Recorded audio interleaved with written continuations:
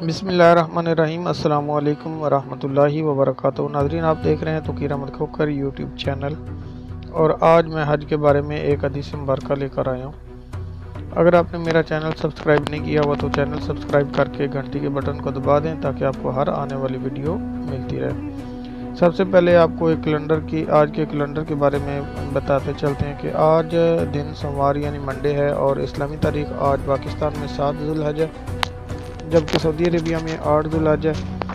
انگریزی کی آج 26 جون ہے، اور دیسی تاریخ آج 12 ہاڑ ہے۔ ناظرین، کم از کم روزانہ 313 مرتبہ درود پاک اور 10 آیات قرآنی جو ہے وہ ضرور تلاوت کیجیے۔ درود پاک جو ہے وہ ایک ایسی عبادت ہے کہ جس کو اللہ تعالیٰ نے خود حکم دیا ہے کہ میں بھی درود بھیجتا ہوں اور میرے فرشتے بھی۔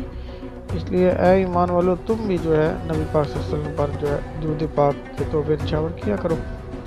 تو درود پاک پڑھنا ہمارے اپنے لیے ہی باعث بخشش ہے، باعث مغفرت ہے، باعث رحمت ہے۔ دنیا اور آخرت کی تمام مصائب، پریشانیاں، تکلیفیں جو ہے وہ اس سے دور ہوتی ہیں۔ اس لیے جتنا زیادہ ہو سکے درود پاک پڑھا کریں۔ تعداد جو ہے نبی پاک صلی اللہ علیہ وسلم نے حدیثیں ارشاد فرمائی ہیں بہت سی، جن میں تعداد یعنی گن کے سرکار نے فرمایا کہ اگر کوئی 10 مرتبہ مجھ پر درود پڑھتا ہے تو اس کا کیا فائدہ ہے، اور اگر ایک بار کوئی پڑھتا ہے تو اس کا کیا فائدہ ہے، اگر کوئی 100 بار پڑھتا ہے تو اس کا فائدہ ہے۔ یعنی حدیث مبارکہ میں بہت بار یہ آیا ہے۔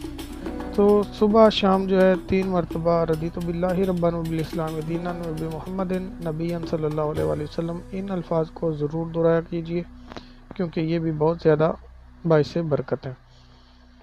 حاجی کی شان میں اللہ تعالیٰ کے حبیب حضرت محمد مصطفیٰ صلی اللہ علیہ وسلم نے صحیح بخاری میں حدیث نمبر 1521 میں فرمایا، آپ نے فرمایا، جس شخص نے اللہ کے لیے اس شان کے ساتھ حج کیا کہ نہ کوئی فحش بات ہوئی اور نہ کوئی گناہ، تو وہ اس دن کی طرح واپس ہوگا جیسے اس کی ماں نے اسے جنا تھا۔ سبحان اللہ۔ یعنی حاجی جو ہے جب حج کر کے لوٹتا ہے، واپس آتا ہے، تو ایسے گناہوں سے پاک ہوتا ہے جس طرح وہ بچہ جو پہلے دن ماں کے پیٹ سے پیدا ہوتا ہے، یعنی جب ماں جنم دیتی ہے بچے کو تو بچہ بالکل معصوم ہوتا ہے، اسے کسی قسم کی اس نے کوئی گناہ نہیں کیا ہوتا، اس طرح حاجی جو ہے وہ واپس لوٹتا ہے۔ سبحان اللہ۔ اور جب حاجی واپس آتے ہیں تو علماء کرام فرماتے ہیں کہ ان سے دعا کے لیے کہا کیجئے کہ حاجی صاحب میرے لیے دعا کیا کیجئے، کیونکہ وہ گناہوں سے پاک ہوتے ہیں، جو گناہوں سے پاک ہوتے ہیں ان کی دعائیں